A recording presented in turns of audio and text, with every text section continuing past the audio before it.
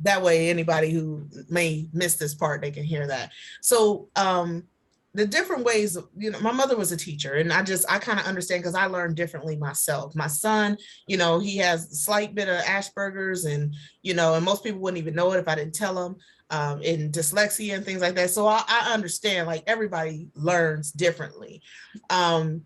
This is a lot of information. So it's best to, you see it, you hear it, you write it down. And my biggest thing, because I'm a kinetic learner, is it sinks in more when you actually do it. So at the end where it says that we're going to have software training, the software training means that you're going to actually be able to go into the software.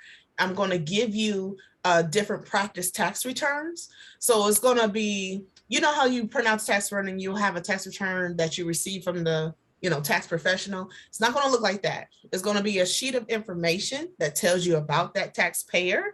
And then you're going to enter in the information and create a tax return for that client. So I have several of those. Those will also be printed. Let's see, I have a binder in here with, yeah. So I have stacks, really, of practice tax returns.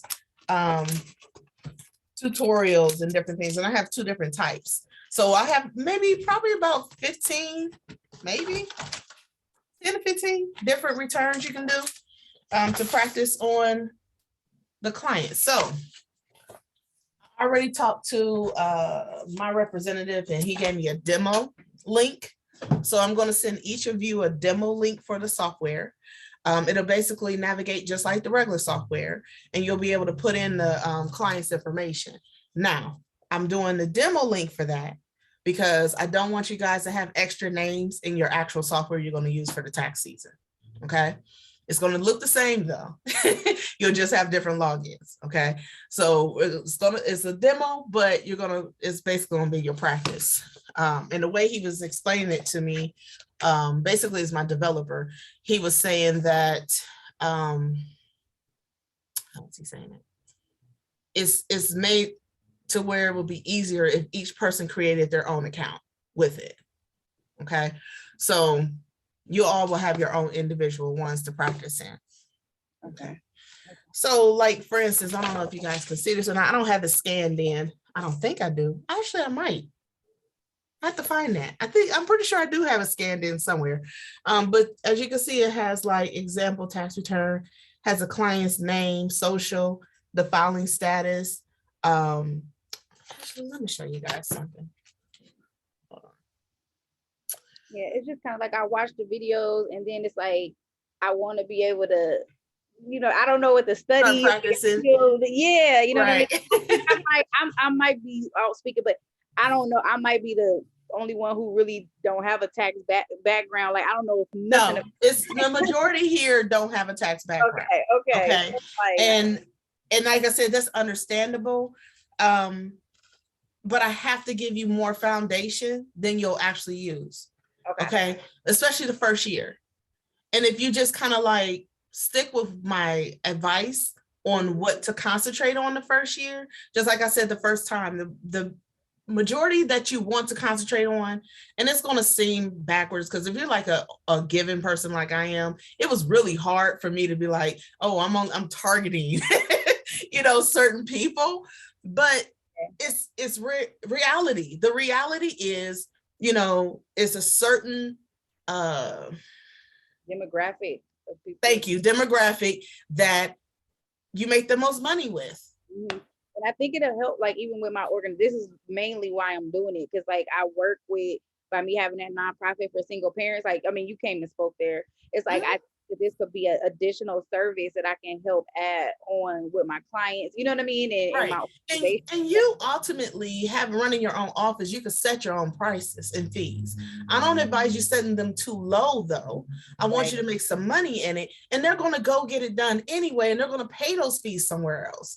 So you might as well just, my stuff is competitive, maybe a little less than what H&R Block charges, but you at least can trust me. Yeah. You know that I'm not trying to screw you over, that I am going to do it the right way for you, so you have that over, anybody else that has. You have technically you have a clientele base already, Mm-hmm.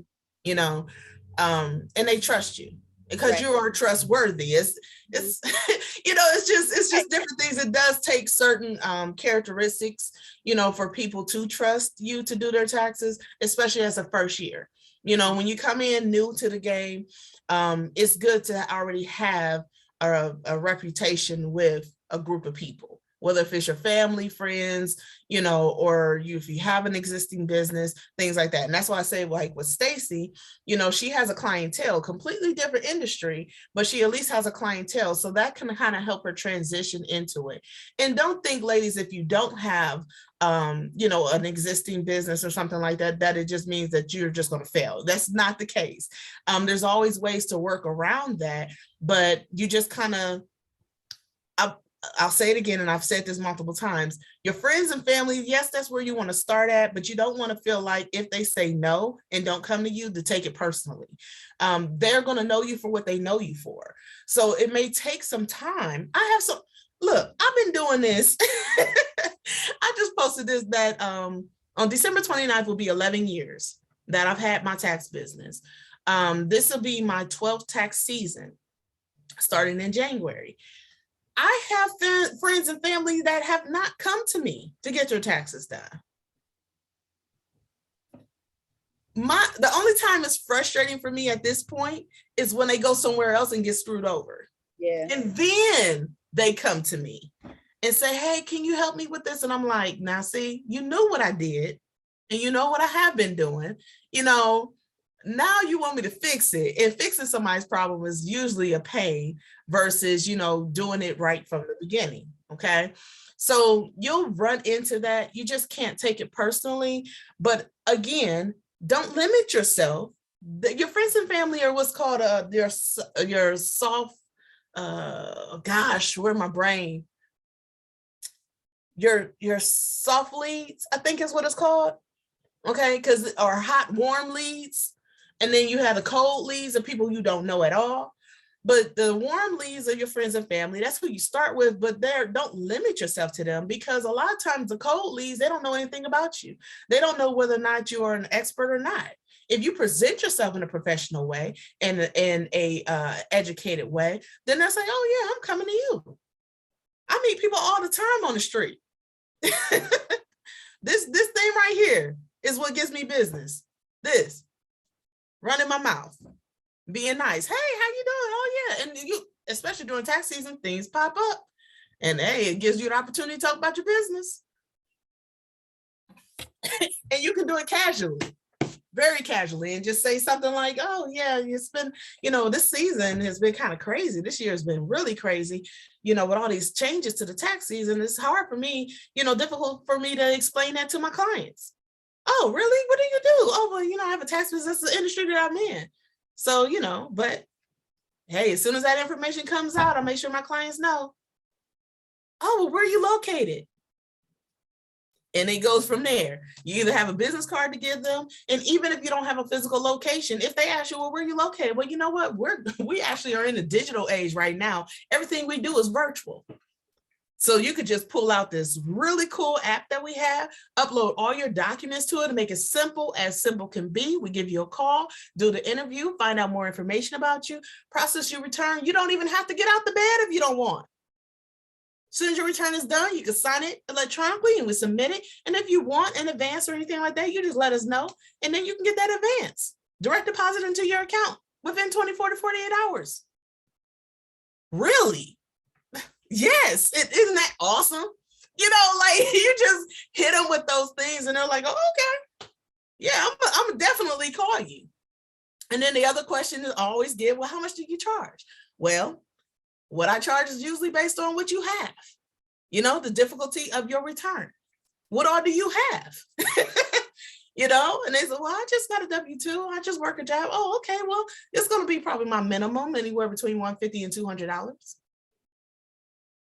You'll get two different responses with that. Oh, really? That's it? Or you'll get a response, man, that's a lot. Okay, well, you know, just if you have any questions, give me a call. Let it go. They They either will come or they don't come, but the impression that you leave on them is what will make them, even if they don't come, they'll send somebody else to you. I've had that too. I've had people refer me clients that they aren't even my client.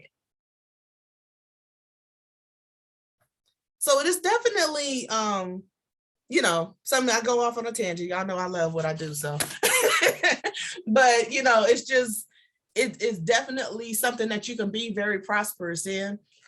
But, and there's, you know, in any business, again, and I say these things, certain things to you guys, because in any business, these are factors that are in play. Your own friends and family may not even support you, and that's okay.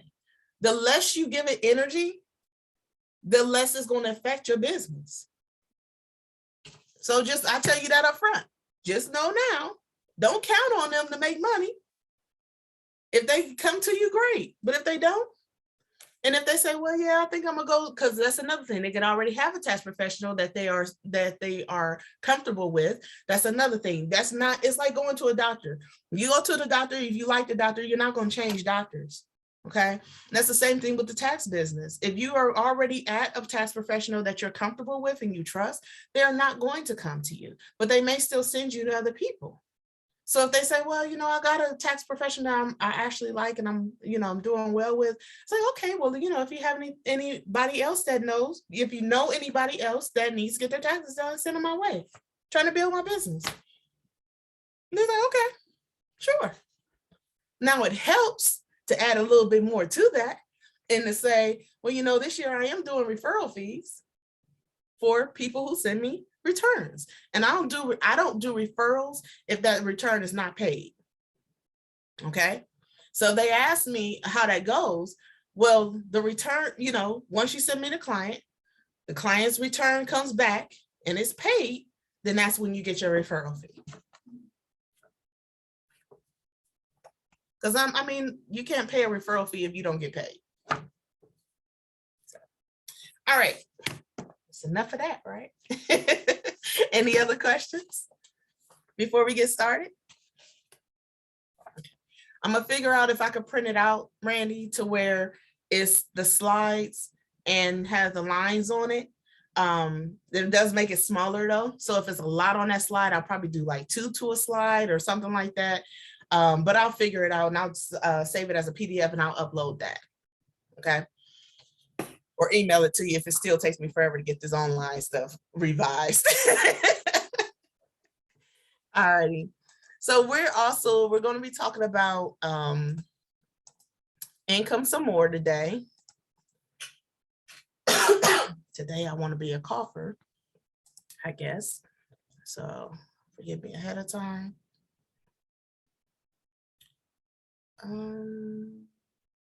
Share screen.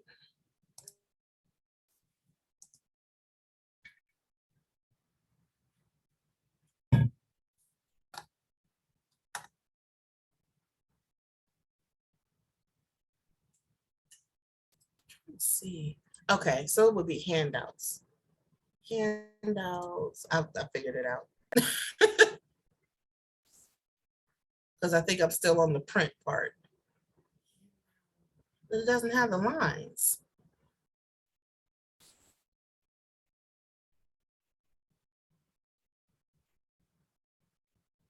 Well, there's no lines, but it's space.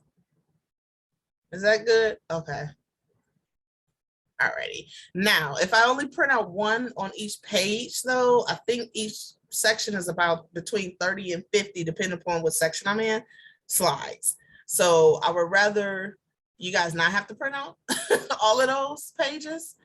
So I will try to put at least 2 slides on a sheet. All right, let me cancel this preview.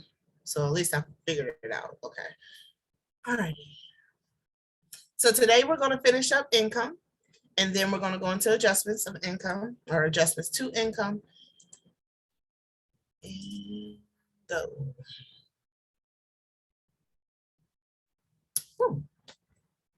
All righty.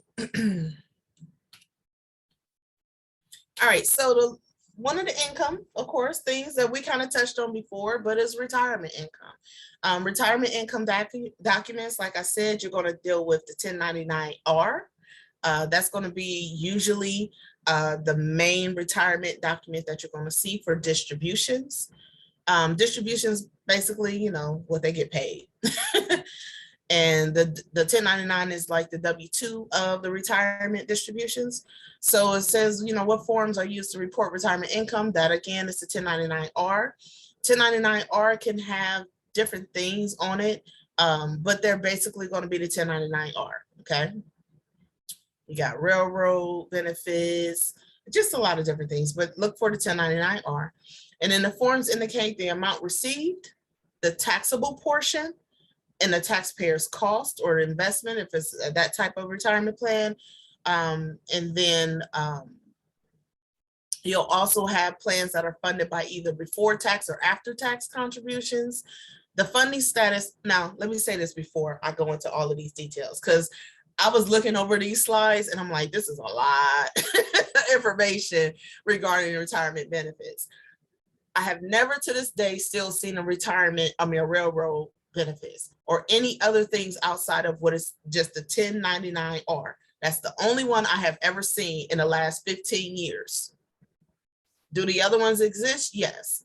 But do not be afraid that if you do run into those other ones to say, you know what, that's outside of my scope of practice right now, and I would rather refer you to someone else. Okay. Again, you don't want people to think that, I mean, don't be so afraid to tell somebody that you don't know, okay? Because I would rather somebody tell me that they don't know or not sure. Well, let me rephrase that. I hate saying I don't know. It's not about what you don't know, it's about knowing where to find out the information, okay? So the first thing you would say, man, today is like one of those days, is, you know what? I'm not 100% sure about that, but give me a couple of minutes. Let me go find out and then I'll get back to you. Okay. Or let me do some research on that and I'll get back to you. Is that okay? And I'll say, yeah, that's fine. If it ends up being outside of your scope, even outside of my scope, then we'll find another solution for that client together. Okay. It could just be a simple answer to your question and I can walk you through it and that'll be that. But if they get something outside of that, like that, what we just saw, the CSA, CSF, all of those things, I've never really seen those. Can't even tell you what it stands for at this moment because I can't think right now to what that would be. Okay. But it's a different type of retirement income that has been distributed. But the majority of people get retirement income distributed just from a regular retirement account. An IRA is something along that line, and it comes on a 1099-R. Okay. And everything else that is broken down on that form is indicated right there where it says amount received, the taxable amount, the taxpayer's cost, or the code, distribution code, the tax withheld. Those are all on there. And I'll be showing you, of course, the 1099-R in this next few slides. So retirement plans are funded by either before tax or after tax contributions. The funding status determines if the distribution from the retirement plan is taxable. Depending on the tax plan, it could be a pension. If it's a pension, it's completely taxable, okay? Like an actual pension. If it is an IRA and they pull it out in a certain way, let's say they leave a job and they have a retirement account and they roll it over into the same type of retirement account when they start the next job, then that part, the whole amount is not taxable, okay? If they move to another job and they say, you know what, I'm just gonna take out my money, I'm gonna take out my $50,000 and just use it to go start a business, that $50,000 is gonna be taxable, okay? So there are ways to know whether or not it's taxable or not. The biggest indication is the form normally tells you what you need to know. And the cool part is that the software, if you put the form in and enter it into the software, is going to look the same as the form. And then the software is going to, in most cases, tell you what's going to need to happen with that. Okay. Now, don't be 100% reliable on the software. That's why we that's why we do training. Okay.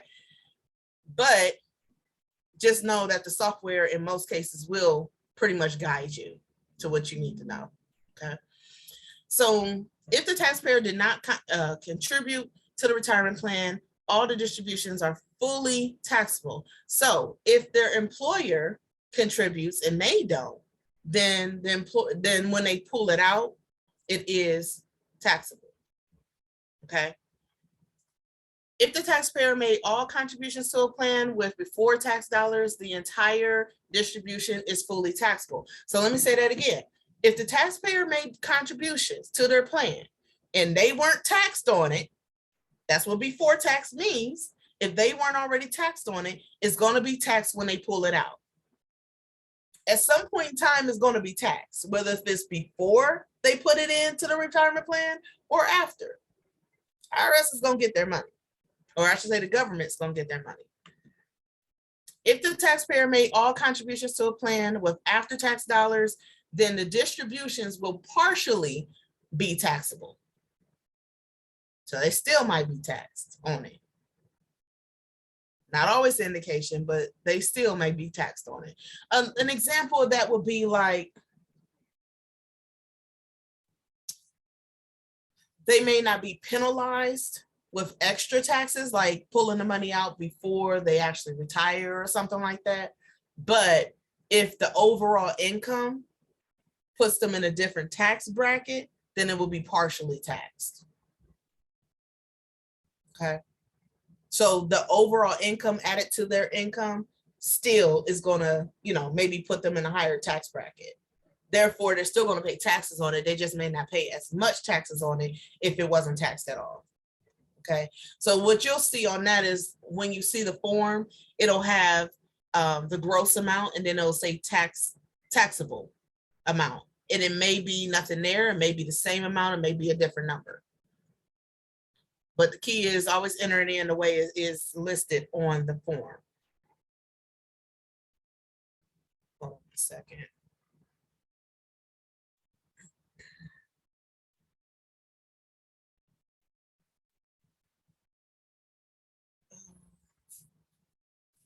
Sorry, my developer is working on something for me, and he's like, yeah, we need this information. If he texts me again, I'll have to respond. So taxable IRA distributions. What is the difference between distributions from a Roth IRA and a traditional IRA? A Roth IRA distributions are generally tax-free because the contributions were after tax. But there are like some stipulations to that, like the length of time that the Roth IRA was saved or put aside. And if they use the Roth IRA for certain things, then it is tax-free.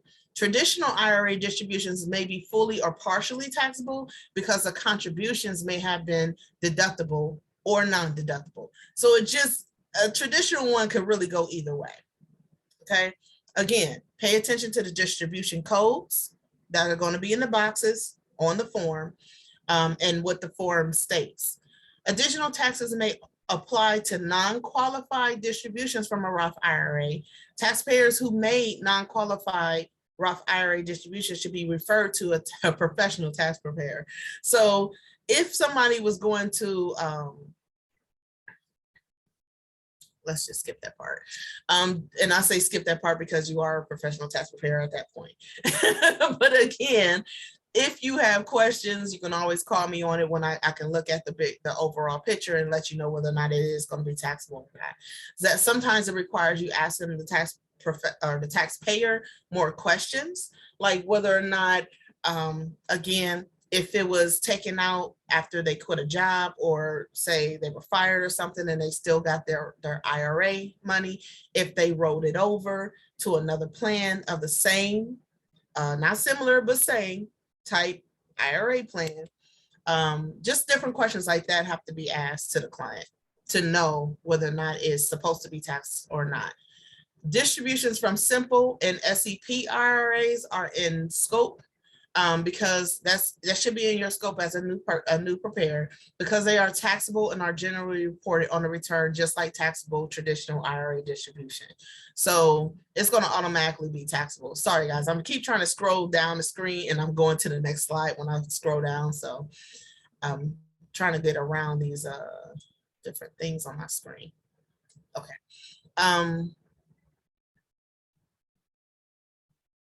Distributions for simple IRA in the first 2 years, it will have a code S on it, can only be rolled over tax-free into other simple IRAs. And taxable simple IRA rollovers, I would not advise you guys to do those, because those, again, require a lot more questions to ask the client to make sure that it is not taxable to that client. I haven't seen too many simple ones. So there will be like a spot on the form, the 1099-R, and it'll say SEP, and it'll be like a little box. If it's checked, that's what you're looking for when it says simple or SEP. Okay. It'll have a box, I think it's box 7, but it'll have a code box, and it'll say, a lot of them are like distribution is like 1, which is normal distribution, 7, I want to say that's total distribution. 3, I believe, is a rollover. I can't believe I remember this stuff. And S, I've never seen. Okay, so you will see those. Distribution codes, oh, see, it's sitting in my face and I'm already going over them. Distribution codes on form 1099-R have explanations also on the back of the 1099-R. So you know how, like, if you get a real W-2 printed out, not when you print it out online, but sometimes when you print out online, you see the second page and third page and it has all that information on it. Sometimes if I see a code I'm not familiar with, I'll look on the back of that W-2 if they have it. If not, I'll Google it, and to see what the W-2 codes mean. Because sometimes I forget. I don't remember all of them. I promise you that, because there's a lot of them. In fact, I wonder if I could pull up the back of one somewhere. But, you know, same thing with the distribution codes with the 1099. There are several codes, and a lot of them you won't see. Sometimes you will. And I said 3, so this is correcting me, is G. That's a direct rollover. G is a direct rollover. So that means that whoever distributed it, the client never touched it, never went into their account at all, just went immediately or automatically to the same similar plan. Taxable pensions. Pensions are fully taxable. I already said this. It still comes on a 1099-R. Somebody is in retirement and they're getting monthly retirement checks, or yeah, I'm pretty sure it's monthly retirement checks from the job that they retired from. Those will be completely taxable. So you'll have some people, like there's an age group between maybe 50, 55, and 70 that people will go from getting pensions to possibly pensions and Social Security checks, or just Social Security checks. In that age range, if they can pretty much get either, but they're more likely to get a pension check too, okay? Once you start getting in the older age, like 70, 75, 80, it's less likely that they'll have pensions, unfortunately, but they will have Social Security checks. So just keep in mind, pensions are taxable. Social Security could be taxable, but in most cases it's not. Okay, so those are my senior people, senior citizens. You know, when you're dealing with that, is either pensions usually or Social Security. Every once in a while they'll have a W-2. My friend's dad, he went back to work one time after he retired, and I'm like, what are you doing? But he had, you know, a W-2. He was doing like a little night security job, just a little part-time thing he was doing, but he went back to work. So he was getting a W-2. He didn't collect Social Security yet, but he also had a pension check. So it just depends. But pension, of course, and you already know W-2 income is taxable. Employers do not or did not withhold part of the cost from the taxpayers' pay while they worked. And hold on, what am I reading? Oh, when a pension is fully taxable, I'm sorry, taxpayers did not pay any part of the cost of their employer pension. So the employer is the one who put money into that retirement plan for them only. So it's fully taxable. Employers did not withhold part of the cost of the taxpayers' pay while they worked. That's the same thing. It seems like the same thing as the one before. Employers withheld part of the cost from the taxpayers before tax while they worked. So those will all make those fully taxable pensions. I'm not going to get on annuities, although that's a part of this too, but annuities I have yet to see. Okay. I've just yet to see them. So it's if you run into somebody who has annuities and get annuity payments, just let me know, and then we'll do the research and find out if that's something within our scope that I can figure out. But I haven't seen them yet. 15 years I haven't seen them. So it's a certain demographic that has put money into annuities over the years, and I haven't had them yet. So taxable pensions, let's go down. 2 methods used to figure taxable portion of pension is the general rule and a simplified method. Form 1040 instructions, there's a simplified method worksheet. Disability income from a retirement plan is taxed differently depending on the taxpayer's age. And before minimum retirement age is taxed as wages. And then after minimum retirement age is taxed as pension. So sometimes they can work for an employer and end up getting sick, and it'll go from like long-term, their insurance that they have, the extra insurance that they have on the job, to when that runs out, they may get disability through their job. Disability payments are paid out to the client, but that's before they actually can take a retirement pension. Okay, so if they're younger, I actually have had these before. If they're younger, they'll get a form, and usually it's not on a 1099, if I remember correctly. It's on a certain type of W-2, but it's retirement pension, and they'll have a different code or a different box. But I have seen them before. So it is taxable if they're under a certain age. Once they hit a certain age, then it more than likely they'll say, okay, well, they're going to start taking a retirement pension. And then they'll go as the regular 1099 are. Either way, it's taxed, any way you look at it.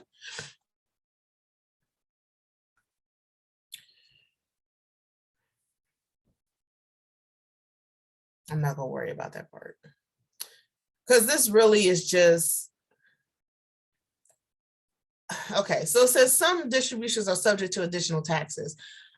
Basically, I've already kind of said this, I just didn't use the same term. So lump sum distributions, a lot of times they'll say, and this happens most of the time when they leave a job and go to another job, or leave a job for whatever reason, and they have a retirement account that sits there. That retirement financial, whoever holds their retirement account will give them the option of pulling out the money completely, or taking that money and rolling it over to their new job or whatever they go.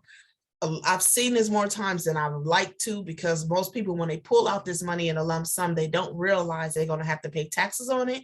And if they're under a certain age range, they're going to also pay penalties on withdrawing that retirement account. So that lump sum distribution, I hate seeing it. I absolutely hate seeing it, because if that person has made like $60,000, $70,000, $80,000 just regularly on their job, and then they pull out that $50,000, $100,000, whatever they have put aside, they just don't realize how much of a penalty that's going to be.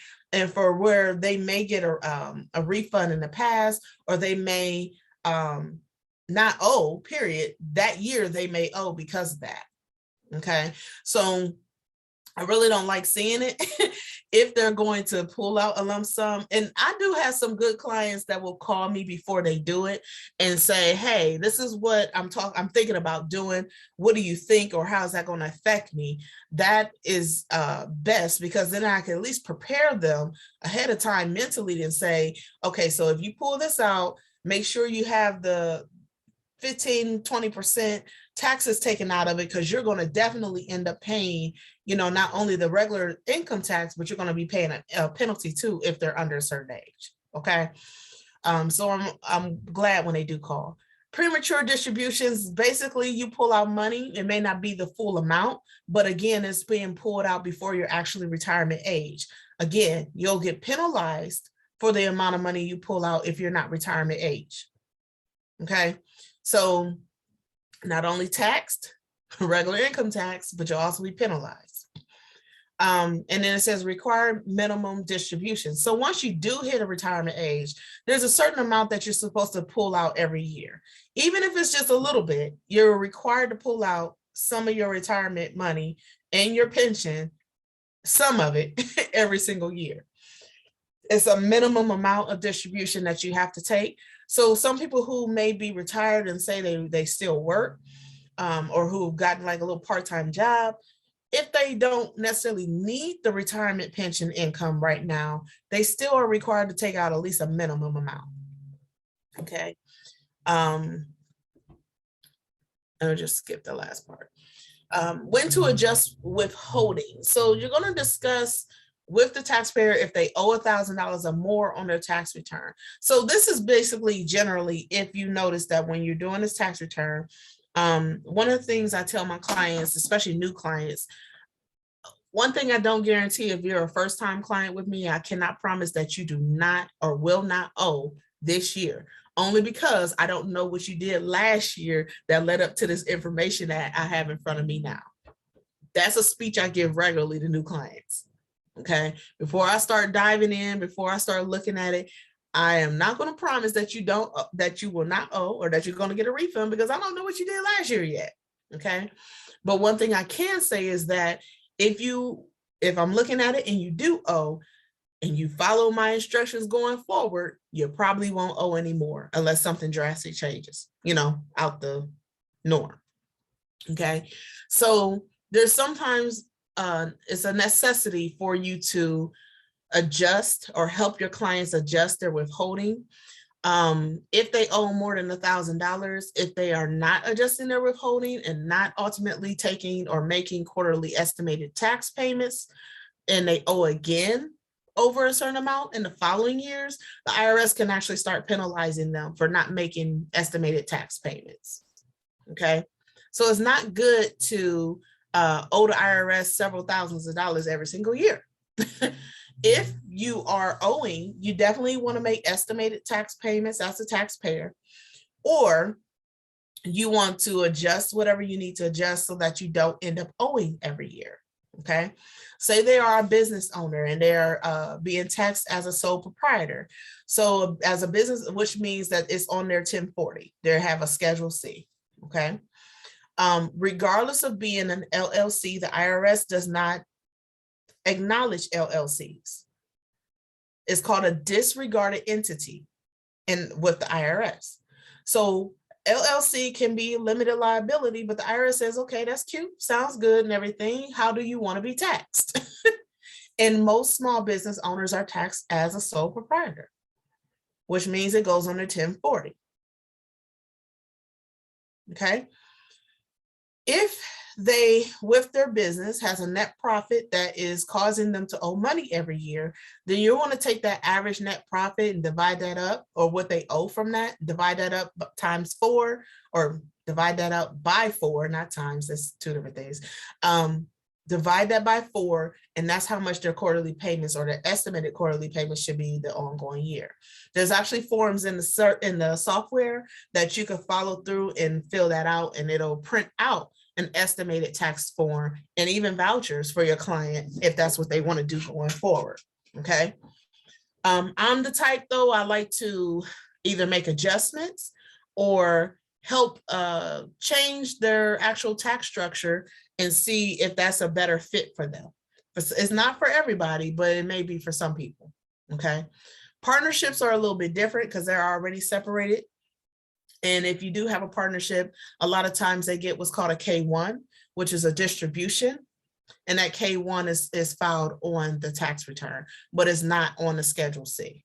Okay, that's a whole another thing. But right now I'm just talking about single member LLCs that the IRS doesn't recognize. Really, they don't recognize any LLCs because, again, if you're more than one member, then that's a partnership. If it's not a corporate or a corporation, if it's a single member LLC and you haven't opted to be taxed as a corporation, then you'll be taxed as a sole proprietor. Okay. So that's when you want to look at different, if they owe over $1,000, that's the guideline. You want to start helping them map out a plan to not owe the next year. Okay. Any questions on that? Because that's a lot.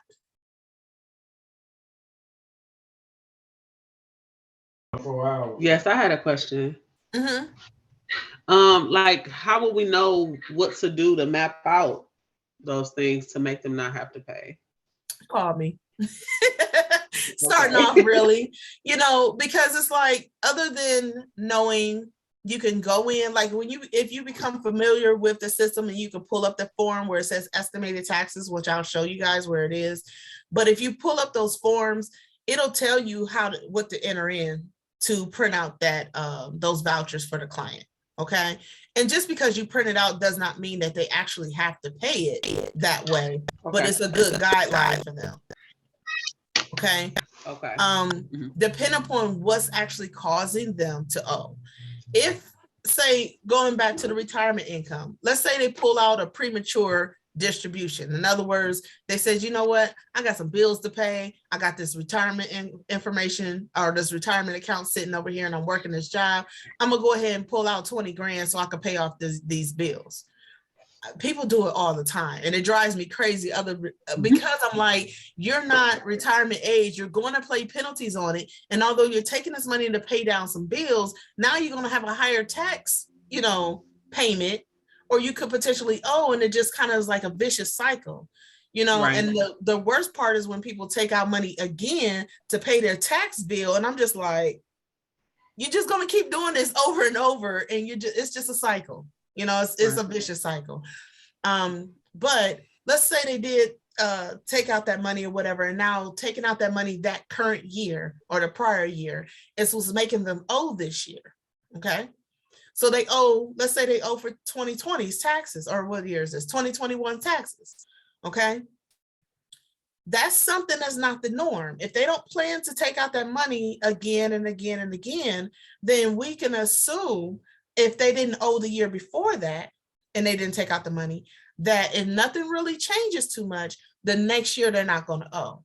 So that's not a situation to where you have to be like, well, let's make some adjustments, let's pay estimated taxes. They don't really have to do that, because what they did in that one specific year that made them owe is not something that's going to be ongoing. Okay. It's more the case if you have somebody who is a business owner who has a Schedule C, and they've made more money this year than they ever made before. And they never really, they took their expenses or the deductions, and they still owe that money. So now they owe because they made more than they could deduct, or they have children who've grown out of those different credits and things. That's changed. So now the kids are too old for them to get EIC. They make too much for them to get EIC with just themselves, and they are going to continue making money. So you're losing credits, but you're making money. That would be somebody that I would say, okay, let's sit down and let's figure out what we need to do so that you don't continue having to owe going forward. Okay. That's why I do consultations. Okay. But starting off, you may not want to do that. You may not have that. Don't be afraid to say, you know what, I'm going to have you sit down with you can call me your business partner to them. It's none of their business what the actual business structure or business arrangement is between us. You say, you know what, I'm gonna have you sit down with my business partner and see if she do that. Or you could sit with me, give me the information that needs, and then I can give you the advice that you need to give them as best as I can. Okay. And I say as best as I can because a lot of times I need more information, and if I say, okay, well, I'll ask you a question. If you're not familiar with the answer, then you'd have to contact that person back and forth. Or you could say, hey, let's do a conference call so that you're on the call, they're on the call and everything. And then with my mentor, however you want to say it is up to you. Okay. Because I'm going to automatically re-edify you. I'm not trying to get anybody's clientele. Okay. So I'm going to automatically edify you to that client, and that you're doing great in this year and you learned a lot. This is just, She wanted to make sure that you had the right answers for your specific situation. You know, it's a little special. So we want to make sure that we get you the right information so that you can, you know, save some money next year or whatever. Okay. And just go over that. So that can be, like I said, that could be a consultation for you. Once you're done doing the taxes, if you need to, and we could just do a conference call. Okay, thank you. A conference Zoom or something.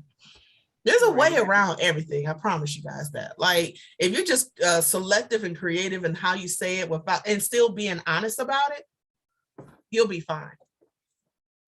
You'll be fine. So, anybody else have a question regarding that topic? Again, more than likely, you're not going to see anything past 1099-Rs. And if you enter it in the right way and put the codes that's on the 1099-R form, then the system will do the rest. Okay. It will ask you if it's the code that indicates that it's something else, it'll ask you more questions. And if it asks you questions that you're not familiar with, you just say, you know, shoot me a quick text or call me and ask me about it. Like, hey, what do I do with this? Because it's showing me this, this, this, and this. I'm like, okay. And most of you are going to be working virtually anyway. So it's not going to be hard for you to kind of like put the client on hold because they're not going to be in your face to handle that situation and then come back to it. Yeah, it's a lot harder to fake it if somebody's like right there in your face. But you can definitely get it taken care of if it's virtual. Because the whole process, nobody is sitting there looking at you. Nobody is like, you know, really picking apart every thought that you have, your facial expressions, any of that. Like nobody's like sitting there doing that. So you'll be a little bit more relaxed and comfortable to take your time with the return and get it, you know, get it properly done. So unemployment compensation is the recap for that. It's on the 1099-G. It is, anybody can receive it. It's usually based on each state. It is taxable in most cases. And then it's not considered earned income for calculating EIC. The biggest reason that is important to know that unemployment compensation does not go toward the calculation for earned income credit is because if somebody has unemployment compensation and their refund is less than it has been in the past, they're going to ask you, why is my refund less than it was last year? And if they have a significant amount of unemployment compensation, that is the reason. Okay. Reporting unemployment compensation is normally on a 1099-G. Of course, it goes on the 1040, and hopefully they have federal tax withheld from it, which will be in box 4 of that 1099. This is what a 1099-G looks like. It looks like the 1099-R is not on here, but it's on the last slide packet from Tuesday. I'll pull it up in a minute if you guys want to see it again.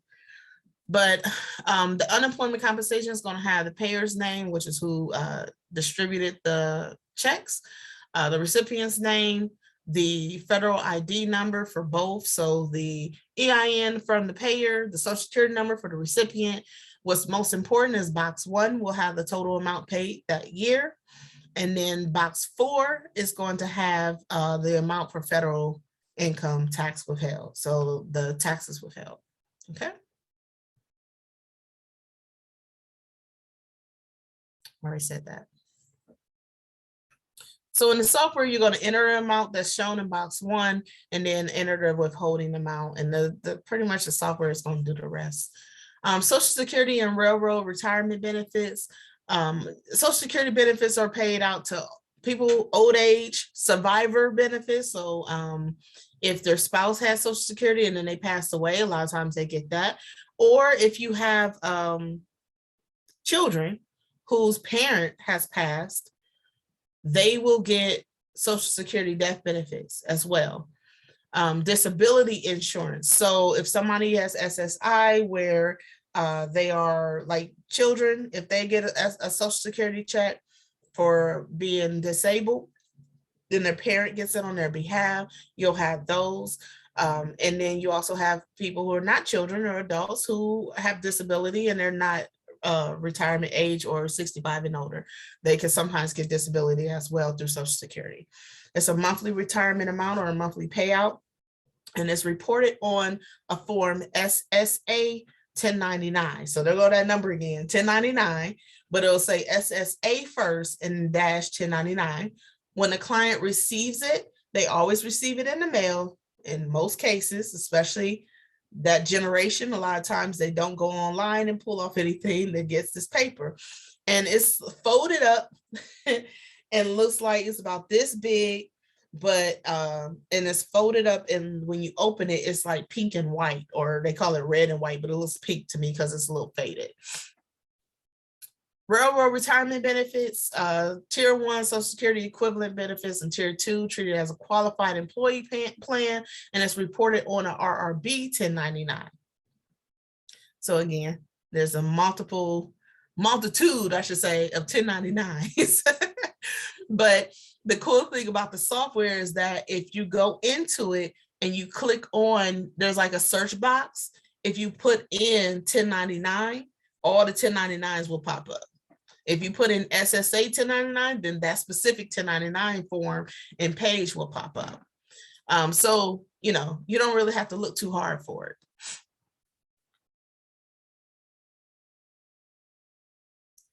So the taxable amount depends on the filing status and other reportable income. Remember I said the Social Security income normally is not taxable, but if somebody has another job and their total income is higher than the maximum limit, which changes year to year, then the part over that amount is what's taxable.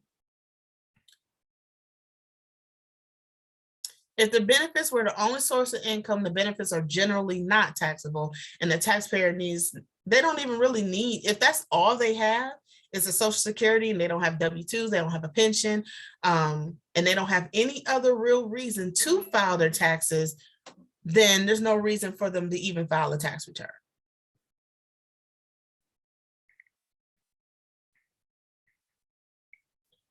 They won't need to. You'll have some, now this is one reason why they may file a tax return, and they're not necessarily required to, and they only get Social Security. Every once in a while, I'll have a Social Security form that'll have tax withheld, because they can do optional tax withheld. So if they have that, then I'll file that so that they can get their refund. They'll get that money back.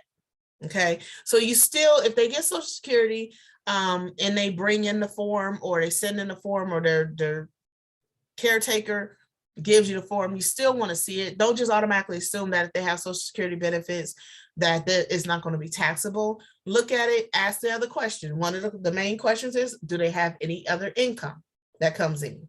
Okay, so they have Social Security, do they have any other income? If they say no, they don't have any other income, say, okay, can you send me a copy of the form so I can look at it?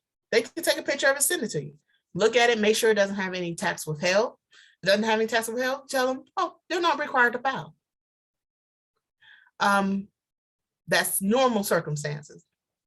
Last year, Social Security wasn't it. Social Security was automatic. They were getting the stimulus checks anyway. They went through, if you had Social Security checks, it was supposed to go through automatically. Every once in a while, people didn't get it though. But in most cases, if they had Social Security, they got that the stimulus through that. But saying the stimulus, I remember, I think when Obama first got in, like 2008-ish, they were saying you had to file a tax return in order to get the stimulus check. So people were filing the tax returns with their Social Security, even though the Social Security wasn't taxable to them, but they had to file a tax return in order for the stimulus check to come through. So like I said, there's some times where you want to file, but most cases you won't have to file unless it's actually taxable.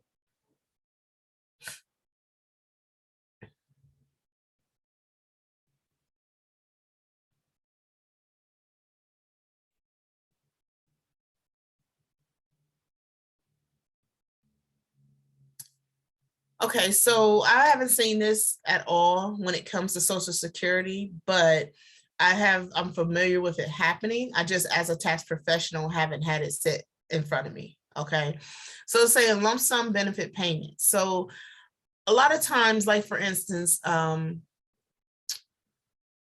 cousins, when they were little, their father passed away, I think when they were like real tiny. And it took a while for the mom to actually go through the process of proving, his paternity to them and everything. So it took a while for them to actually get their Social Security death benefits from their father. When they did that, they didn't start paying it from like the time the application went through. They started paying it from the time of his death all the way up to that current date. So that meant that they had retro amounts that they received. There was a lump sum. So in that case, if that situation happens, then you would, it's reported, the entire payment in a year is received. You have two options. You could do it that way, or you could treat the benefits as received in the earlier years or years if it lowers the taxable portion of the benefits. So there's two different ways you can do it. Now, if they're minors, more than likely they're not going to have to file it. But if they're adults and it's a similar situation, maybe not the same, but the reason that they would get a lump sum is usually from retro payments, okay, to catch up. Because the government is slow. If you didn't know that, they're slow about everything. The military, they're slow processing paperwork, things like that. If you end up ever having to do, or somebody's ever had to do any disability through the military, it just takes forever for them to process things. So even though it takes forever, it doesn't mean that they'll start paying you from the moment they approve you. They'll pay you from the time the application originated or from when whatever the situation is started. So sometimes you can get retro even in situations like that. Other income. Other income are prizes and awards, gambling winnings, cash for keys, jury duty pay, Alaska Permanent Fund dividends. I haven't seen that one yet either. Non-business credit card debt cancellation. So, and I think the next couple of slides is going to talk about debt cancellation. So I'm not going to get, I always speak ahead of where we get to, but I'm going to get into that in a minute. And then it says you can go and refer to different publications on different topics and other income, health savings accounts, distributions. So you have a lot of HSA accounts where you have high deductible plans. Different employers they're now offering more of those types of plans. If you take a distribution, if you have a health savings account and you take a distribution from that account, you have to make sure that you're using that money for medical, things, prescriptions, whatever the qualified medical procedures and plans and services are. If you don't, then the portion that you get from the distribution from your health savings account and you don't use it for medical things, that part is taxable. Okay, so those are questions you're going to ask your client. Hey, so I will tell you, you will see a lot more of those medical savings accounts, health savings accounts, high deductible plans. That's usually where they come from, because a lot of employers, they don't want to spend so much money on health insurance that in order to make it affordable for the employee, they offer high deductible plans, and that usually has some form of health savings accounts attached to it. The biggest question you ask with that is, did you use all the distributions for medical procedures or medical things? So it could be co-payments, prescriptions, anything like that. Then they say yes, then you put that full amount in there. Do they necessarily have to bring receipts and things like that? No. The biggest thing that we have to do is ask the right questions. We can't hold people's hand and find out whether or not they're lying or not unless they're obvious with it and you're like, that don't sound right. Then that's when you just have to make those types of judgments sometimes, okay? But if they say yes about question and just like, oh yeah, definitely, okay, you put in that amount, you keep moving. If you question it at all, you can always make a notation in the software to say, hey, I asked this question, the answer was this, but I questioned other things and the answer was this. You can always ask more than one question, you know, to make the client clarify, just so you can feel like you've done your, wow, I haven't said this word in a while, due diligence. You make sure you do your due diligence, okay? Qualified Medicaid waiver payments, distributions from ABLE accounts, and Coverdale ESA and 529 plans. The 529 plans is an education plan. So Coverdale is education savings account, and a 529 plan is also an education savings account. Cancellation of debt. These are fun. I didn't see these for a long time, and then when I finally saw them, I was like, oh, okay. So when people say they owe, I don't know, credit card, and they don't pay the credit card, and it goes in collections, and then they finally call, you know, write it off, okay? Or it also happens if you settle with that company and the amount that they wrote off, they send you this form called a 1099-C. It is called a cancellation of credit card debt, okay? So the cancel part of that debt is reported to you, or you have to report it as income in most cases, the taxpayer. The debtor who sends you that cancellation of debt, they write it off on their taxes. So therefore, when the taxpayer receives it, in most cases is considered taxable income, okay? So if they receive a 1099-C, again, if you don't know where to find it in the software, the search box, put 1099-C. And then for a canceled credit card debt and was solvent, all the canceled debt will be included on the 1040 other line or other income line. Generally, the taxpayers must include all canceled amounts, even if they are less than $600 on the other income line. So there's a worksheet for it. You won't need it necessarily, but I do include that in the online course, just so you have it. But just generally, if they have a 1099-C, it's usually a cancellation of credit card debt, and that will be income for the client. Taxable income for the client. I kind of been going back and forth about whether or not I want to talk about foreign income, because you're like, never. You guys want to hear about foreign income? How often do you run into it? Never. Okay, well, you can skip it. Honestly, never. I'll just touch on bits and pieces of it here and there. I'm not going to go into, you know, even what's on here. You'll have this slide. So if you want to read more about it, you can. But honestly, I've never really had to deal with it. And because even when the military, when they are overseas, like if they are deployed, it's set up differently with the military, because they're still US citizens, and although they are over there, they're still receiving US currency, so, or US income. So it's a little different. It's rare that you're going to have somebody that actually lived and stayed physically over there and is receiving income from a company that's foreign. It's rare. You're not going to see it too often, okay? So it says for US citizens and resident aliens, earned income or income earned outside the US is subject to the same taxes and filing requirements as US income. So yes, just because they earned it in Mexico don't mean that they don't have to file that income and report that income in with the IRS, okay? Because again, they're US citizens. They're residents of the US. So even if they've earned income outside, they still are required to file it with the US, okay? Amounts reported on the US return must be converted to US dollars under the exchange rate, excuse me, and the average annual exchange rate can be used if the foreign income was received evenly throughout the year and the foreign exchange rate was relatively stable throughout the year. Then because you know, the rates fluctuate just like the stock market does. All right, what do I want to say here? Again, I already stated this. Sometimes I don't even realize what's in these slides until I go to read them again.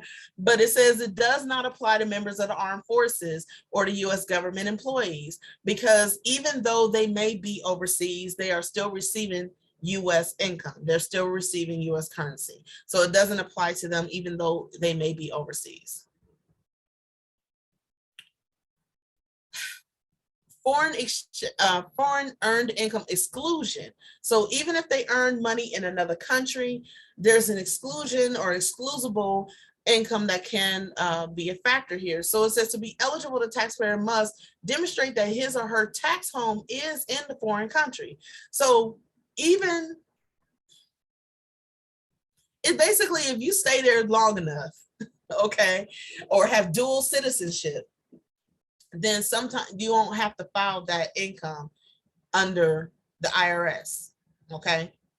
So, and then it says meet a period of stay requirement. Again, if you stay there long enough, then your income could qualify as just foreign earned income and not have to be filed with the US tax returns, IRS, etc. Okay, married couples requirements must be met separately for each person. So you can have a spouse or that is, you know, overseas for 1 to 2 years who is actually receiving income overseas, and the one spouse lives in the US earning income. When you file a tax return, you file a tax return and you just disregard the other income. It depends upon how long they stay and if they meet all the requirements. It says the physical presence test, taxpayers must be physically present in a foreign country 330 full days in 12 consecutive months. So almost a year, basically, within a consecutive 12 months. Qualifying income must be earned income for services other than, again, they reiterate the fact that military and US government don't count. That's performed in the foreign country, salaries, wages, commissions, professional fees, self-employment income.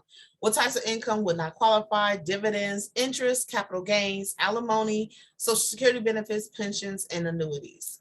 Those don't count as qualifying taxable income. And it's reported on the form 2555. So again, you don't have to memorize that number. All you would have to do is, if you see a form that you don't know and you're not familiar with, hey, my first thing I go to is Google. Now, when I'm looking in Google, if I've never seen the form before, if I look in Google, I'm always looking for the IRS's link to Google, or I can go to IRS website directly and put the form number in the search box there, okay? If I'm not familiar. If I'm doing the tax return, I'll probably just put it in my tax search box. Tax software search box. There's multiple ways of finding it. Okay, so adjustments to income. This is the fun part. So we went through all the income. And do you have any questions regarding income? All the different things of income. Any parts of it. Okay, well, we'll ask again. So you guys do know every going class that we have, you know, even if you go back and look at slides or you go back and watch videos, if you come up with questions, you can always ask me later, okay? And we'll just go back. So adjustments to income. Adjustments to income are self-employment income and tax, self-employment health insurance, penalties on early withdrawal of savings, alimony. Remember, alimony has its different dates and times when they were divorced, okay? Contribution to an IRA or a HSA, student loan interest. I see that a lot. Student loan interest, you'll see all the time. Jury duty, income repaid to the employer, okay? So some jobs you have, the job will pay you to go to jury duty. And then I think you have to like turn in, if I remember correctly, turn in the actual check that they give you for jury duty, and the employer will pay you for it or something like that. That can be deducted. So it's not, let me rephrase that, because deductions mean a different thing. That can be adjusted to your income. It can be an adjustment to your income. And then you'll have the total income is subtracting the adjustment. So, okay, let me rephrase that. You have your total income, everything that adds up, wages, self-employment, dividends, interest, taxable interest, things like that. Social security benefits, all those things that are in, remember, line on the 1040. So I'm doing this because I'm in my brain, I'm seeing the 1040. Okay. The tax return, the 1040 tax return, lines 1 through 7. All of those things entered in there. Do I have to pull that up again, guys? You guys know what I'm talking about when I say the 1040? Okay, so I see. Okay. All right. So lines, and I think it's 1 through 8 now, not 1 through 7, but 1 through 8, all those things on there. So that's total income. The bottom line, line number 9 says total income. And then below that is adjustments. All the different things I just listed are in that section. Once you subtract the adjustments from the total income, that's what you come with your AGI, the adjusted gross income. A lot of people don't know what an AGI is. That's how you get to your AGI.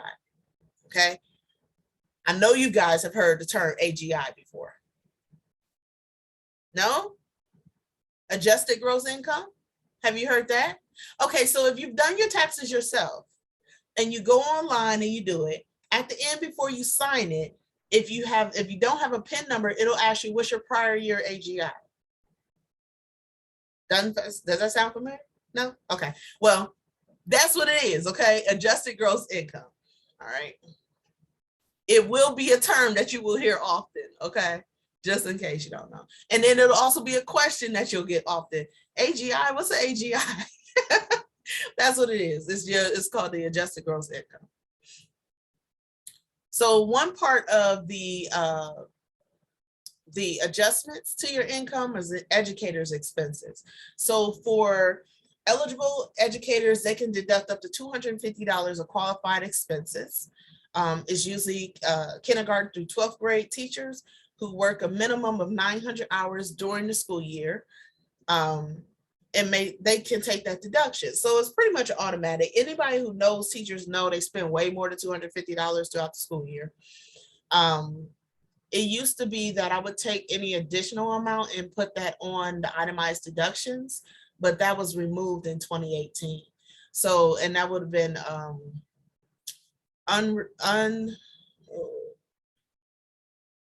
geez.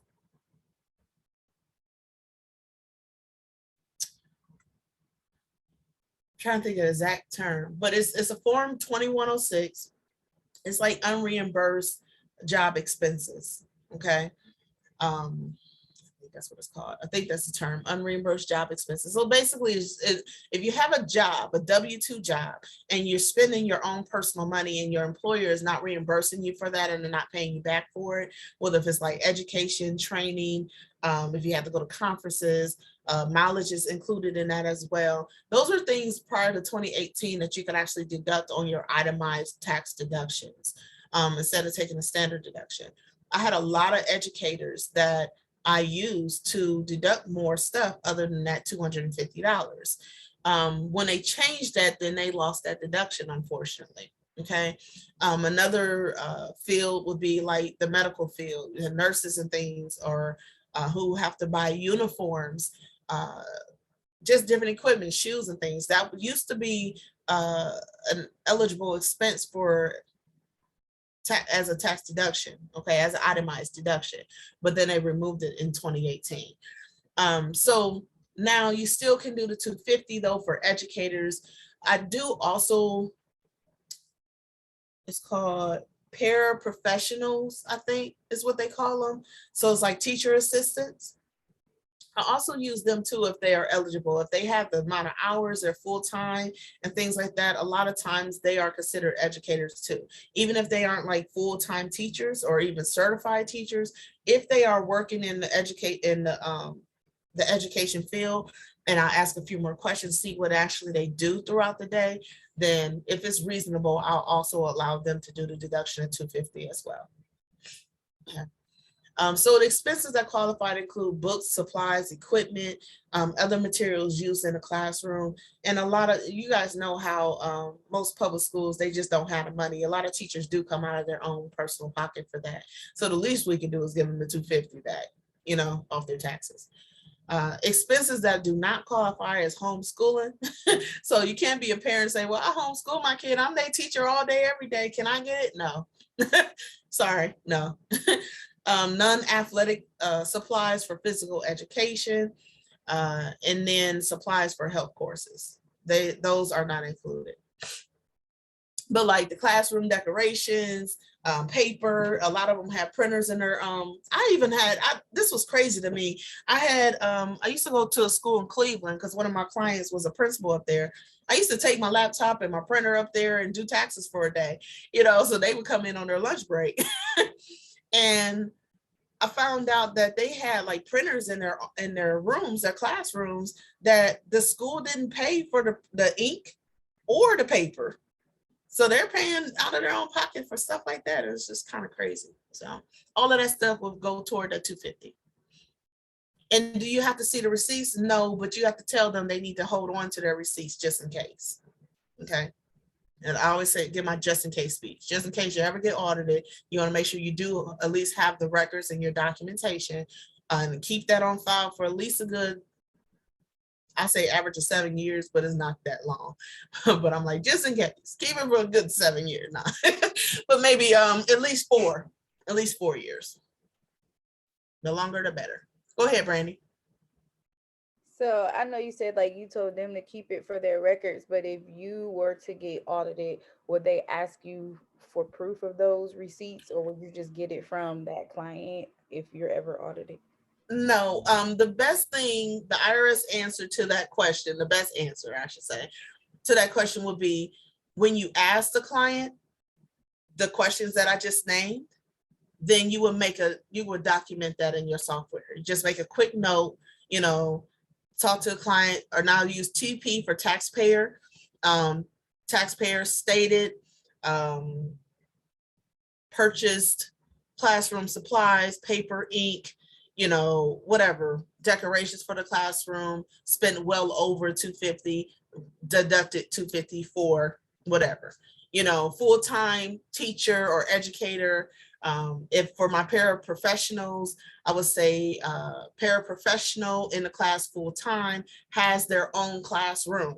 So like I have some paraprofessionals that are just assistants, and then I have some that are literally running a whole classroom by themselves. So just different things like that. It just 1 or 2 sentences, but just notating what you asked and the answers, and then that will cover you. That is your due diligence, okay? Self-employment tax. So if you're self-employed, you're going to pay self-employment tax. Remember, I told you that that's like 15.3%. How do I know that? Because this year I've actually helped some people convert over to a different tax structure. So yeah, 15.3% is self-employment tax paid on whatever the net income is. Okay, half of that is going to be used as a tax or as an adjustment. I keep wanting to say deduction. That's not the term I want to use because deductions mean something different in the tax world. Okay, so I keep correcting myself. But it is used as an adjustment to your income at the beginning. Half of it is, and then at the end, you're taxed the full amount. So it says a portion of the self-employment tax can be subtracted from the total income. It's basically half of it. And then the self-employment tax is automatically calculated on the SE, Schedule SE. Self-employment health insurance deduction is something that you'll be able to do, and you don't even have to do the premium tax calculations for that. It's not a whole lot of self-employed individuals, though, that actually pay for self-employed health insurance. But you can ask them if they pay for their own health insurance through the business, and then utilize that as you go forward. But I have never, most people who are self-employed that you'll see are going to be just people who just have a business. It may not be structured all the way, I won't say all the way legit. It'll be legit if they're filing their taxes, hopefully, but there's levels to owning your own business. Okay. You be a sole proprietor. You could just be an independent contractor. You could be a business owner who's a sole proprietor who has employees. You can have a, so if you're structured completely to where you have employees, you have taxes that you're paying out, payroll taxes, sales tax, health insurance for yourself, for your employees, like there's just levels to it. And most people that I've had as business owners did not have their own self-employed health insurance. Okay. So, but if they do, we'll go there. So the 1099 INT interest income, it says the penalties for early withdrawal, or Form 1099 OID, which is original issue discount. I haven't seen those yet. Of course, I see interest income in 1099 INTs. They'll document, that form will actually document on it that there's a penalty. So again, let's go back to where I said, when you enter in the tax form, the way the tax form is stated, okay? So if, say you get a 1099 INT, which is an interest income statement, and you put it in and it actually has a penalty on there in one of the boxes. If you type it in as it's stated on the form, the software will automatically put that penalty in the adjustment to income. You don't have to worry about, oh shoot, I need to put that in there. Now, it's good to know it, or at least have that in your mind, because if it doesn't show up, then you may have forgotten to put it in when you enter the form. So it's always good to know the information because things will pop up. Okay. Alimony. We talked about alimony a lot the other time, so I'm not really going to go into all of that again. Just know, depends on what year they were divorced and separated. It's not child support, and it could be taxable or deductible or adjustments, not deductible, adjustable. Okay. IRA contributions. I was more familiar with this when I was working with H&R Block, because they actually used to offer their own IRAs through the H&R Block Bank, which they don't have anymore. And they would give the taxpayer the opportunity up to a certain time period in the tax season to take a portion of the refund and put it into an IRA savings account to lower their taxable income. That makes sense. And I'm like, it used to confuse, like I saw that face, Brandy. It used to confuse the mess out of me. Okay. But there are tax code that you can contribute a certain amount of an IRA every year, and that can be adjusted on your income. And you have until like March-ish, March 31st, maybe March 15th. I don't know the exact date, but you have until sometime in March to contribute, and that will actually go toward the prior year tax return. Okay. It's not a whole lot of people that are going to know that though. And most people are not still contributing to an IRA if they're contributing outside of their job. Okay. You don't have to have just an IRA with your job. You can actually open up an IRA outside of that. And that's where this will come in play. So you'll know if they're making IRA contributions. Of course, the way H&R Block used to do it, they had their own bank. They can be flexible with things like that. We can't really be flexible with stuff like that. We would have to know for sure, if they've made contributions. And I promise you, those people who are making those contributions and are serious about making those contributions, and they're doing it intentionally to lower their taxable income, they're going to know it. And then they're going to say to you, well, I made my contribution. I need you to put that on there too. They'll tell you, okay? Because they know what they're talking about. And I'm like, oh yeah, that's right. Again, if I don't use it every day, I may not remember the amount. So then what are we going to do?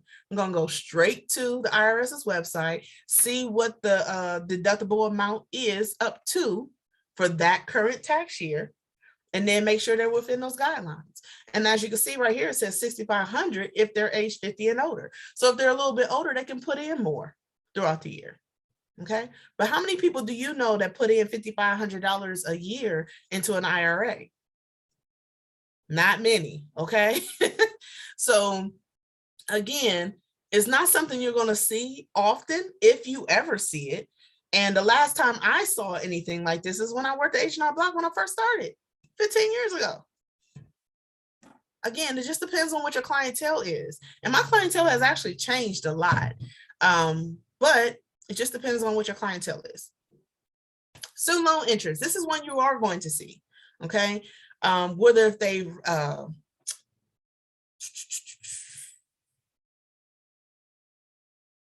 what is it called? Consolidated. If they consolidated their student loans, then a lot of their student loan interest is going to, other student loans, parts of it is going to be paid off, and the interest is going to be sent to you in a what's called a 1098E.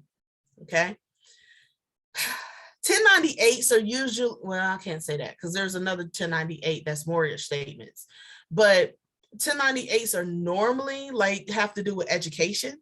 So you have a 1098T for tuition and fees, and then you have the 1098E that's for student loan interest. It doesn't come in the mail normally like the 1099Rs and the W-2s. The forms don't normally come looking like that. What they may do, and especially nowadays, they'll get like an email notification that need to log into their student loan provider. And then when you go into there, click on the tax forms, and it doesn't even matter what their provider's name is. This is just normally what you have to do. And log in, it'll be a link where it says tax forms. They'll click on that, and then it'll just be a print off of what their interest is, okay? And then when you go into the software, it'll just be a part, you click on it, it says student loan interest. It'll be one little box and you put the total in. So you don't even have to fill out the like a little form or anything. It'll just be the total, okay? But if they have interest, you put the interest in there. That's an adjustment to their income. If they're making regular monthly payments, which I know a few people that do, but not a whole lot. You know, if they're making monthly student loan payments, the interest amount, they'll get that form. So you can ask them, did you make any student loan payments this year? No? Okay. Did you consolidate at all this year? No? Okay. Well, they don't have student loan interest usually. Okay, but if they did make payments and they didn't receive a student loan interest form, that's why I just told you what I told you. Okay, go ahead and log into your student loan provider account. Look in there, it's got to say it somewhere, because if you made payments, you have deductible, or you know, you can say deductible, just keep it simple, student loan interest that I can use to bring your tax, you know, taxes down a little bit. They're like, okay, hold on, let me look. A lot of people just don't pay any attention to it. Okay. Oh, we're at the end. I think I've timed these out pretty decently, because usually when I look at the clock, we're usually, yeah, almost right at the time. So we are at Q&A time. Any questions? I do, but it's not related. Oh, I'm sorry. You can go first. Go ahead, girl. Brandy, actually, if you don't mind giving me your number, I do screenshot all of these because I'm on my phone at the moment, because my computer needs, I gotta take it to like somewhere, one of those smart guys to fix my sound. I don't know what happened to it. I can send you all of the slides, because I like to write everything down too, or I don't feel as if I'm learning anything. I don't know what it is. It's weird. Okay, so instead of you sending her screenshots, each individual screenshots, I'm going to send you all these slides when we end this call today. Okay, since I just went on, and just look, forgive ahead of time, because as you hear me going through it and like, oh shoot, that's just a duplicate. That just said the same thing as the last one. You know, sometimes I miss that stuff, and when it comes to stuff like this, sometimes I try to be, well, my mama in me, so I hear her voice and being a perfectionist. I'm like, oh, I don't want to send them that, and it's not, you know, I need to go through and revise it, but sometimes just time wise, it just doesn't happen. So I'll just go ahead and send you guys what I have. The last, 4, I think it is now, after today. And just now that I figured out how to print it out the right way, I'm going to send you the PDF like that. So I'll just send you an email before I leave the office tonight. I don't have to run out. Last time I had to run out and go pick up my kids. I don't have to do that tonight. So I'll go ahead and do it before I leave. So you don't have to do it. But thank you for offering. No problem, because I keep up. Because once we get done, I still go. After we get done, I go and write everything down anyways, even though I don't know. And it's good because it sinks in a little more. And again, it'll really make more sense when you guys start doing the tax returns. Okay. The biggest thing that holds people up is the fear that they're going to mess up something. Okay. And that's why I say a lot of the things that I say to you guys, like, if you run into an issue, just put it on pause, find a phrase to tell your client, okay, whichever you're comfortable with, put it on hold, contact me. I can walk you through it if you have a question with it, and then you can get back to that client. That's not a problem. Okay. I'm prepared to be crazy busy and want to pull out my hair during tax season. That's every tax season for me. So it doesn't bother me at all. The only thing I'll tell you is that, if I can't answer my phone at that moment, shoot me a text, okay? And then I will get back to you. Just depends on how busy I am. I'll get back to you. It's just, it is what it is. I'm one person, but I make it work. So just be a little patient with me sometimes when we get super busy. But I will get back to you. Quiet. Be quiet. I can't say you've been very great about getting back to me, so I appreciate it. I know tax season ain't started yet, but you've been on point. I've been like, okay, all right. But I will. Like, it might be 2:00 in the morning, but during tax season, I'll be like, okay, hold on, let me answer this. Nighttime is where I function better. All these kids asleep, so I got all these distractions in here now. So like, when the kids go to sleep, I'm good. Right. But I have a question. And this may kind of show the ignorance of mine towards this topic. But and it's something general that I probably should know. But like, to wrap it around my mind, shut up. To wrap this around my mind. So when we pay our taxes, when we get paid, and the taxes come out of our income. Mm-hmm. And I know that income is the term is taxable money or taxable income. Mm-hmm. So, and then at the end, when we file our taxes, we get that refund because it's something that taxes that we've paid over. And so they're reimbursing us what we pay over. Yes. But my question is it good to have a whole bunch of taxable income coming in? Like, do we want the deductions? Do we not want the deductions? Do we want you know what I'm saying? I just want to wrap my mind around that. That honestly is an individual answer and perspective. So I will ask my clients, I told you guys, like, day one, I have some clients that want like $20,000 back. Okay. Despite the fact that I explained to them, that's an overpayment, which means you're getting this money back because you paid too much throughout the year. Okay. They're like, I don't care. I just want this, blah, blah, blah, blah, blah. Okay. I'll see what we can do. Okay. And then I have some clients that are just like, I want more money throughout the year. So I don't want them taking out too much money. I just don't want to owe. So then you have to kind of find an adjustment for them too, okay? You have some people that are like, I don't want to owe, but I want to owe less than $5,000. I have a range of clients when it comes to that. So I asked the client, if they have like, it just really depends on what they tell me.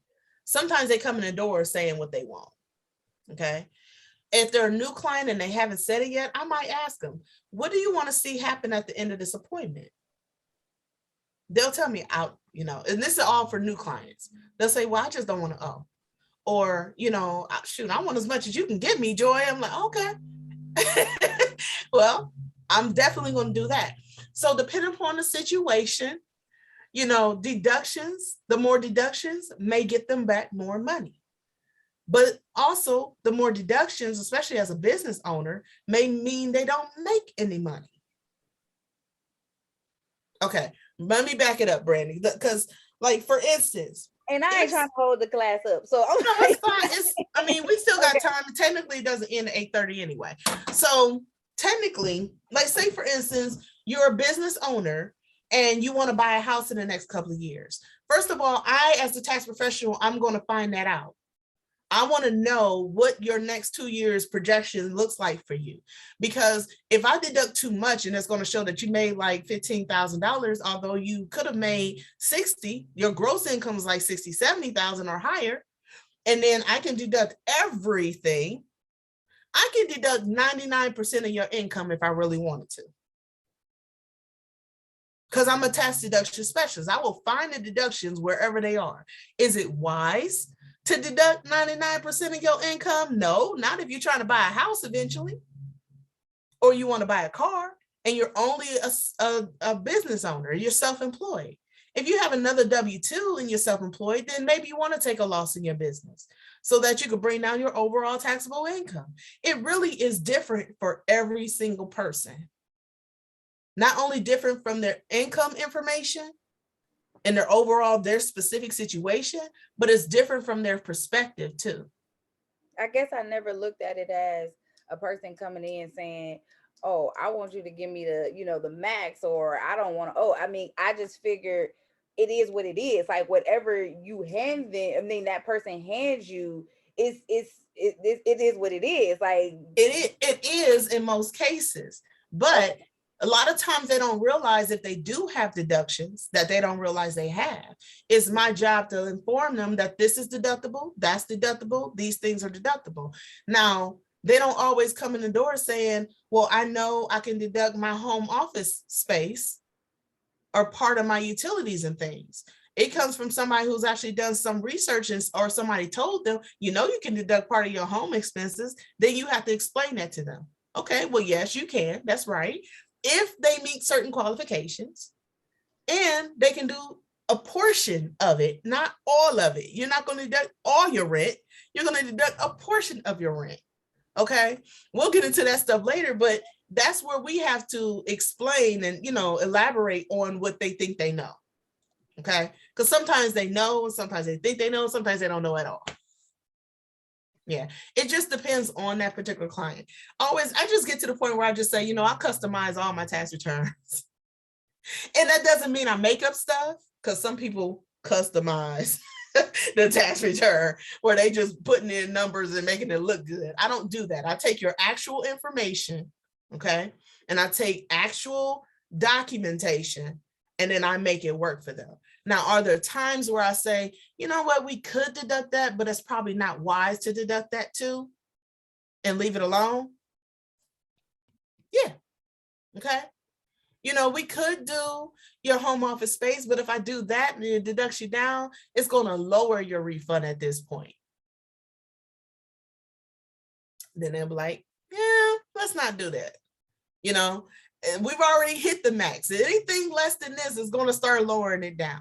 But if it is an actual something that is like, say they're a hairstylist and they pay booth rent, I'm not going to leave out the booth rent. That's important. Okay, the booth rent is definitely something that they have to have in order to function as a business. So I'm definitely going to use the booth rent. But am I going to use their home space too? Because they sometimes do hair at home too? No, because that's the part that's the gray area. In fact, it is almost brown. It ain't even gray no more. It's brown. If we talking about you have an office space that you're in, like for instance, I have this office space here. I have a space at home a whole room at home that I used to deduct fully because that's where I used to do all my taxes. But now I have this space. It doesn't make sense for me to deduct my home office space too and this, only because I rarely use that anymore. And let's say an IRS agent knocked on my door. Well, right now, yes, I still got a desk in there and a computer in there and a printer in there, even a file cabinet and everything. But half of the room now is used for storage because I don't see clients there anymore. So I could deduct it, but when I have so many deductions, so many expenses here, it just doesn't make sense for me to use that too, just to bring my taxable income down even more. Just doesn't make sense. Okay, so you just have to kind of look at those situations and ask more questions and do what's best ultimately. But in most cases, yes, I see your hand, Heaven, but in most cases you're going to have like people who have a W-2. They come in with the W-2 and the kids' information, everything. You fill out the information, and what the end result is the end result. Okay, so yes, you're right. In that situation, it's black and white. You give me this information, I ask you all these questions. If it doesn't apply to you, You're not eligible for it. This is what it is. I don't care if you want $10,000 or not. This is what it's showing me. And that's why I always tell clients also that the first year you come to me, I cannot guarantee what your end result is going to be because I wasn't able to advise you all last year before you came to me. But if you're sitting in front of me and I've entered in all this information and now you owe, then I'm looking at it and see, okay, what can you do now? Hopefully they came early in the tax year, like February or March. What can you do now for the rest of this year so that you don't end up owing next year? Let me get Heaven first. Okay, ladies, my son actually just pooped on the floor, so I'm about to probably kill him. But I'm gonna go ahead and I gotta bathe him. Oh my God, potty training. But Hey, that's all but right. I'm actually gonna text you. My mom sent me your number. 'Cause I did actually get my my 2020 return, and I want to go ahead and apply for the oh my God, I'm gonna kill him. What do we gotta apply for? Well, he's just a little boy. He's all right. Don't kill him too bad. He's learning. It's the fact that it's really close to the body instead of in the body. Like, what did you do? And you played in it. Oh my God. That's a boy. Boys are nasty. Okay, I'm sorry. I'm still being recorded, I think, but they are. Okay. I have a twin boy and a twin girl. So they just a completely different breed. They are. They really are. They be stressing me out. But, yeah. And it is the boy. But I did get my return back, and but I was waiting to apply for what are we applying for? The TPM. So Okay. yeah, but I am gonna text you. Okay, that works. So I'll see you guys on Tuesday. All right, but I gotta duck inhale, out exhale, breathe. No, It'll be all right. Okay, bye guys. Bye. Y'all have a nice night. You too. Thank you. Okay, Carla, you have a question? Yes, I wanted to ask a question that was related to Miss Brandy's question. Mhm. Say you have a person that comes in with just a reduction and they feel that they can taxes out. Carla, you going in and out. It's not clear. Can you hear me? Yeah. Say you have a person that comes with just regular W2 and Regular they feel like they W2. have regular W2 and they feel like they have too much taxes. Can you hear Okay. that? You said too much taxes taken out. They feel like they have too much taxes taken out. Uh-huh. It's just that person. Okay, I missed that last part. What would be your suggestion for that person? Just their with so much taxes come out of their, check every week. Okay, so a lot of people feel like they pay too much taxes. Okay. Right. They'll be like, man, I'm trying to lower my federal withholdings. Let me rephrase it. I lowered my federal withholdings because my check wasn't anything. I've heard that a lot of times. Okay. But how I would know for sure, or how I can explain to them for sure, if they are really having too much of their taxes taken out, and it's federal taxes. Okay. That's the only thing that they'll be able to touch. There's the taxes that come out of your check are federal withholding, state withholding, local withholding. Those are income taxes. Then you have Medicare, Social Security, and then whatever other benefits and things that you may be paying for through your job. So even though their gross income and their net income might be huge and they see or the huge of a difference, and they're thinking all these taxes coming on my check, I'm having too much coming out. The only thing that really matters is the federal withholding when we're talking about the federal tax return. Okay, is that enough? Okay, so only way I can start, I can't even start to tell them whether or not it's too much if I don't do the tax return and see how much money they're getting back. If it's, let's say it's like a one person, no dependents, anything, and they're getting back $5,000. Okay. And I'm looking at their return and I'm looking at their deductions, which they don't really have any credits. Okay. And they have no dependents. When I say dependents, I'm meaning that they may get earned income credit or child tax credit, additional child tax credit. Those things will add on to what their refund is. Okay. In addition to what they have taken out of their check. Okay. So that's why I said no kids, because we're not going to make that a factor right now. And they're getting like 5,000 back and it's just them. In most cases, I'm going to tell that client, yes, you definitely are having way more taxes taken out than you should or than you need to. Okay. But again, that's a personal decision for that taxpayer, because some people look at a federal, the refund as like, I'm paying this throughout the year and I'm getting this large lump sum at the end of the year, and I like it like that. And then you have some people like, man, I want more of my money throughout the year. It's a personal preference. But if they come in the door and that's their opinion, Carla, then that tells me they want more money throughout the year. They're not too pressed about getting that large lump sum once a year. So I'm saying, hey, well, yeah, according to what I'm looking at, I would suggest that you are having too much come out. So let's go ahead, if I have time anyway, depending on how much time is left in that appointment, let's go ahead and go to the IRS's website and do the calculator, the withholding calculator. It's not like it used to be. We used to be able to take the W-4, or let me rephrase that. I used to be able to look at a W-2. Somebody comes and brings it to me, and I can eyeball whether or not they should be changing their exemptions. I used to be able to do that.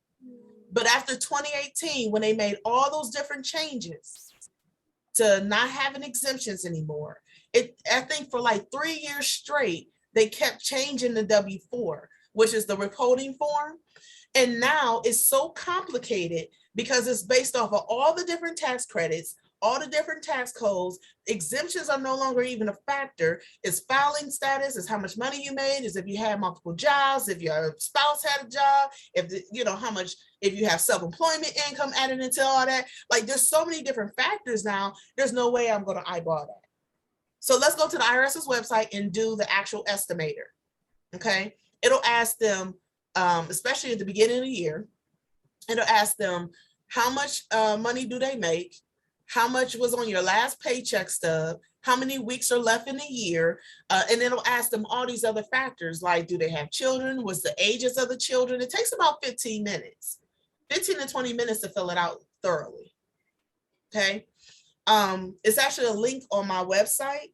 If you go to the resources tab on my personal business website, it's on there. It takes you to the IRS's website. Or you can go to IRS's website directly and pull up a withholding calculator or withholding estimator. And then you fill out the whole form. I have a client walk through all of that. I tell them, if I have them do it without me, I just say, just be prepared. You may need your access to your pay stub, possibly your last tax return, different things like that, so that they have that documentation in front of them when they go to filling out that information. And that will tell them pretty close to what they should have on there. And I was surprised. I did it when it first came out, and where before, I just have 2 children. So in the past, I would just put maybe 3 or 2. If I wanted more to come out, maybe 1, just to give me a bigger, refund in the end. When I did it, it said I should have like 7 or 8 as my exemption number. That's what's so weird to me. That was another reason why I took this course, because not only do I want to know exactly what's going on with my taxes, you know what I'm saying? Of course, I want to help prepare other people's taxes. So when I filled out, I just started a job, and I guess I haven't filled out a W-4 in so long. I filled it out and I was like, I don't recognize this. I had to like get help, because it was like, it's completely different. The number of dependents I wanted or whatever the case. Now it's like, what a dollar amount do you got to put? And I was so confused. To be honest with you, Joy, I don't even know if my form is filled out right. Right. So what I would suggest for you, Brandy, is same thing I would suggest to somebody who came up to me with that question. Go to the IRS's website, do that estimator, take your husband's information, your information, if y'all file together. It will ask you that too, though. If you're married, filing joint, married, filing separate. If you file separate, look, I'm gonna say this, I don't know your situation because you're not my client, so I'm just speaking in general terms. But if you are married and you don't file together, but it's not married, filing separate, okay, which happens a lot, then don't consider that information unless you plan to file together. You only base it off of however you file together. So if you're like filing head of household, I don't know that or not, and I don't want to know your business on here, it's recorded. But you know, if you file head of household, don't put his information on there at all. Just do yours based on what you normally file. But if you file together, you will need to have his information on there as well. Just so that you get the correct information. Again, though, IRS information, if you are married, and by December 31st the prior year, you're supposed to file married filing joint or married filing separate. Okay. But if you file separate, married filing separate, then you lose earned income credit and a few other credits that most people are looking for. Okay. So that's why a lot of people file head of household versus MFS, and married filing separate. Okay.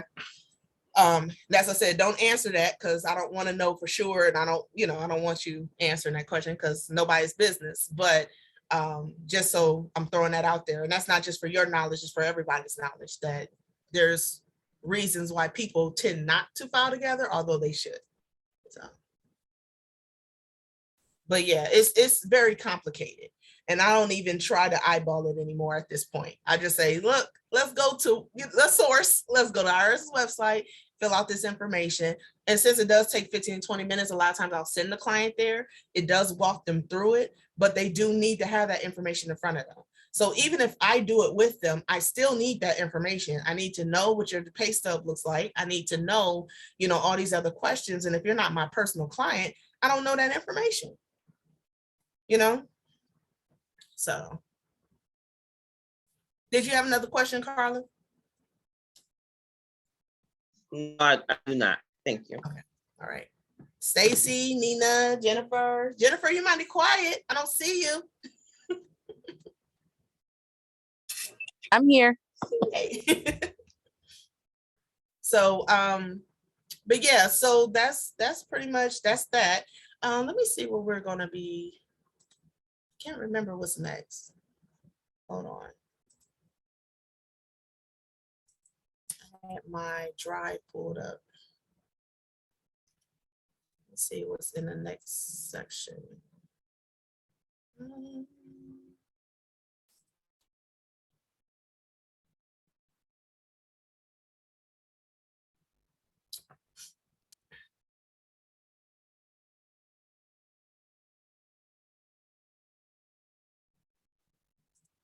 The next section is going to be deductions.